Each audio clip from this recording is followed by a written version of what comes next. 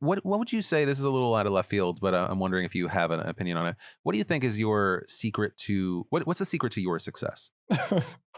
My accent. That's it.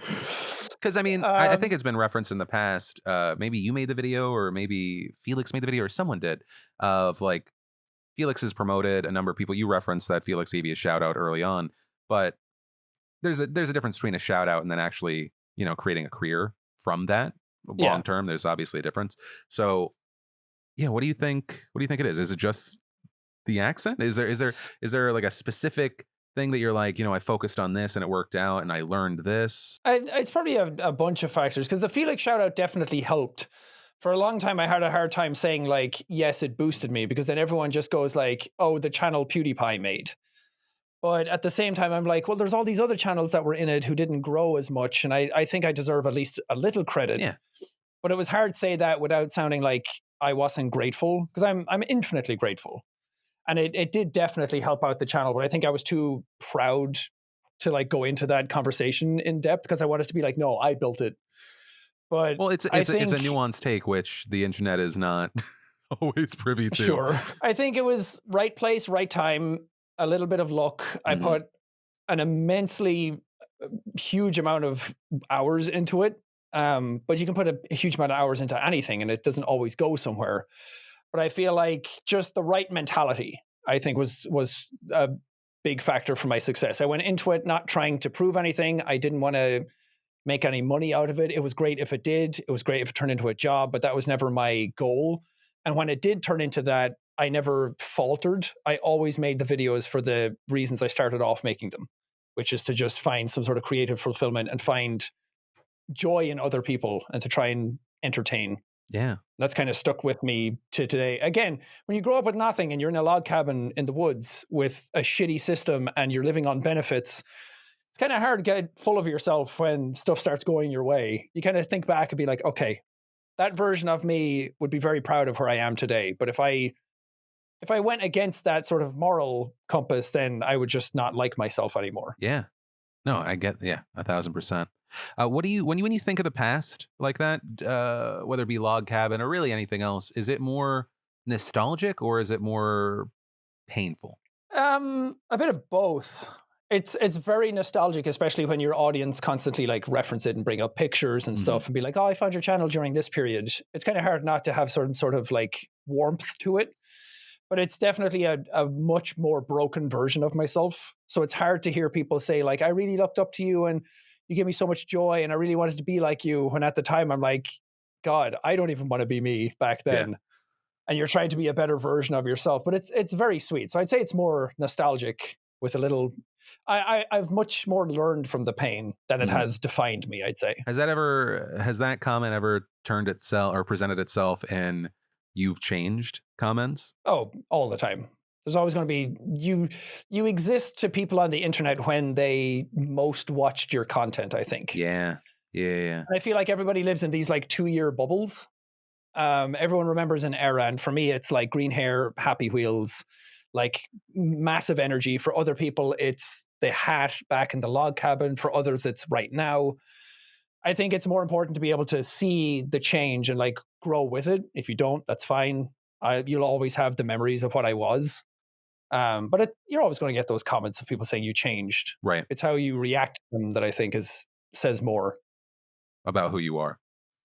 Yeah. Yeah, which I've not been good about reacting to in the past. It was very much like, "No, fuck you. I'm same as I always was." And it's like, "No, you're not. That's fine. Like, live in No, that. God. Appreciate that. Grow with it." Yeah, no, thank God I'm not who I was even 5 years ago. Ugh. Uh, How long ago do you have to look back where it's like it starts to get really like, ugh, well, where so you really start cringing at when it? you talk about 2-year bubbles, I have a different kind of cringe for each one. I think Yeah. 2 years ago I was I accidentally leaned into. I'm a little bit of a broken record, but I say this so that I can get it out there always. 2 years ago, I cringe because I feel like I constantly made false equivalencies between arguments.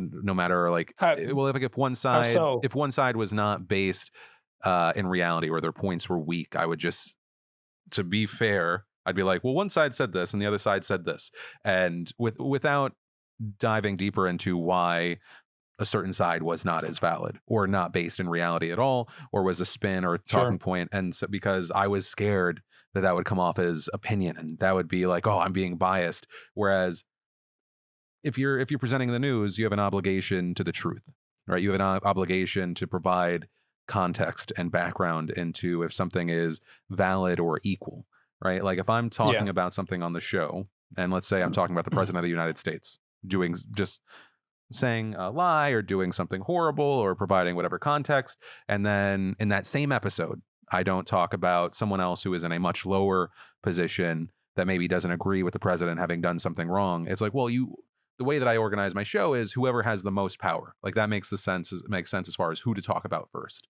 and not Yeah. equating like someone that has the ability to drastically change something to someone who is just saying something, right?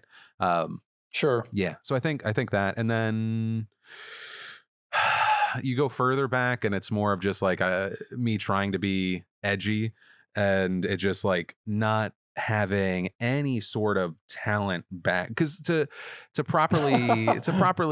be like a proper provocateur and not just be an asshole who's spouting offensive shit. Like it takes skill. It takes Right. skill and setup and builds and otherwise you're just being a fucking asshole. And I didn't realize Yeah. that early on. And so like I think back and I'm like, oh, I'd fucking hate dealing with me. Then though I will say I've drastically changed my kind of like a opinion on how I think about it. Cause I used to say like I hate that person. But it's like it was me. It was me. If I don't acknowledge that it was me, then I steal the story of personal growth from myself, Yeah. even if I, want to like through using that statement want to distance myself because people in the past people whether it be a year ago or 2 years ago would try to use that against me, you know? So Sure. I think Yeah. it's yeah, and then just you hope that as far as like the audience that you've created, they they have you've communicated in a way where there is that open mind. Yeah. It's interesting that you brought that up because I had the exact same thing. I went to my therapist and I talked about how I didn't like that version of myself anymore, like the really energetic green hair, happy wheels, because a lot of people told me that that's who I was. Hmm. And a lot of people on the internet kind of laughed at it and sort of thought it as like childish and like, of course he has dyed hair and of course he's playing happy wheels and of course he's swearing and yelling. Like, he's such a kid's entertainer. And I hated that people said that about me because it made me really insecure. Mm. And I thought that I had more to give than that. I'm like, you're just taking this slice of me and it's not fair. But at the same time, again, it's outside of my control. If people are going to perceive me as that, it's kind of up to me to change that perception if I really want to.